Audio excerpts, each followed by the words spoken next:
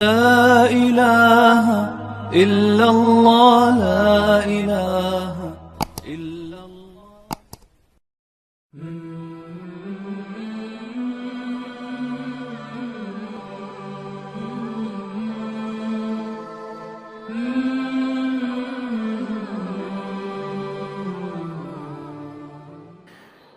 السلام عليكم ورحمة الله وبركاته.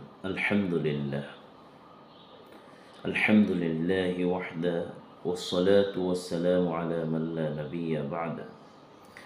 أما بعد، قال رسول الله صلى الله عليه وسلم: من أحب سنتي فقد أحبني، ومن أحبني كان معي في الجنة، أو كما قال عليه الصلاة والسلام। প্রিয় দিনী ভাই ও বোনেরা, পবিত্র ঈদুল আজহা আমাদের অত্যন্ত সন্নিকটে। পবিত্র ঈদুল আজহার দিন কিছু কিছু আমল রয়েছে যেগুলা আল্লাহর হাবিব সাল্লাল্লাহু আলাইহি ওয়াসাল্লাম আমল করেছেন, যেটাকে আমরা সুন্নাহ বলে চিনে থাকি। ঈদুল আজহার দিনে কোন কোন বিষয়গুলা সুন্নাহ, এই বিষয় সম্পর্কে সংক্ষিপ্ত আলোচনা করার ইচ্ছা পোষণ করেছি।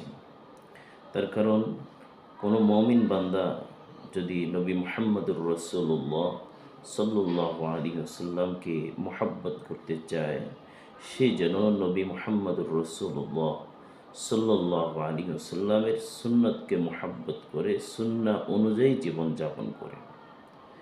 এই জন্যই আল্লাহর হাবিব সাল্লাল্লাহু আলাইহি ওয়াসাল্লাম বলেছেন, মান আহাব্বা সুন্নতি ফকদ আহাব্বানি, যে আমার সুন্নতগুলাকে মুহাব্বত করলো, সে যেন আমি নবী মুহাম্মদুর রাসূলুল্লাহ সাল্লাল্লাহু আলাইহি ওয়াসাল্লামকে মুহাব্বত করলো। তারপরে আল্লাহর হাবিব সাল্লাল্লাহু আলাইহি ওয়াসাল্লাম বলেন, ওমান আহাব্বানি কানা মাই ফিল জান্নাহ, যে আমাকে ভালোবাসবে সে আমার সঙ্গে জান্নাতে একসাথে থাকবে। সুবহানাল্লাহ।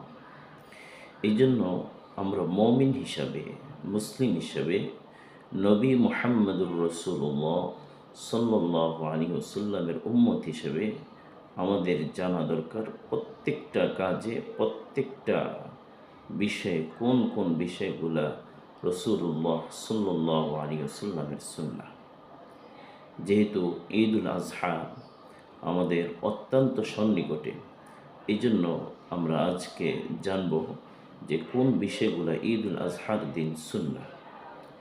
ঈদুল আজহার দিনে যে সুন্নাহগুলো উল্লেখ করা হয়েছে, তার মধ্যে প্রথমেই খুব ভোরবেলা তাড়াতাড়ি ঘুম থেকে ওঠা, মিসওয়াকের আমল করা, গোসল করা, তারপরে পরিষ্কার পরিচ্ছন্ন পোশাক পরিধান করা, সুগন্ধি ব্যবহার করা, ঈদগাহে যাওয়ার আগে কোনো কিছু না খাওয়া, ঈদগাহে যখন যাবে তখন উচ্চ স্বরে তাকবীর বলতে বলতে ঈদগাহের দিকে যাবে।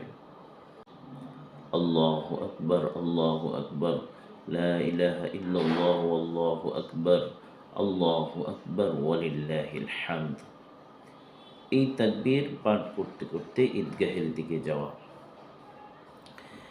ঈদগাহে একটু আগে আগে যাওয়া রাসূলুল্লাহ সাল্লাল্লাহু আলাইহি ওয়াসাল্লামের সুন্নাহ।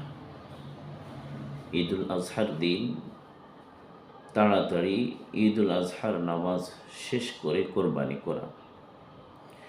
ঈদুল আজহার জামাতে এক রাস্তায় যাওয়া, অন্য রাস্তায় প্রত্যাবর্তন করা, অর্থাৎ এক রাস্তায় যাবে, আবার ঈদগাহ থেকে ফেরার সময় অন্য রাস্তা দিয়ে আসবে।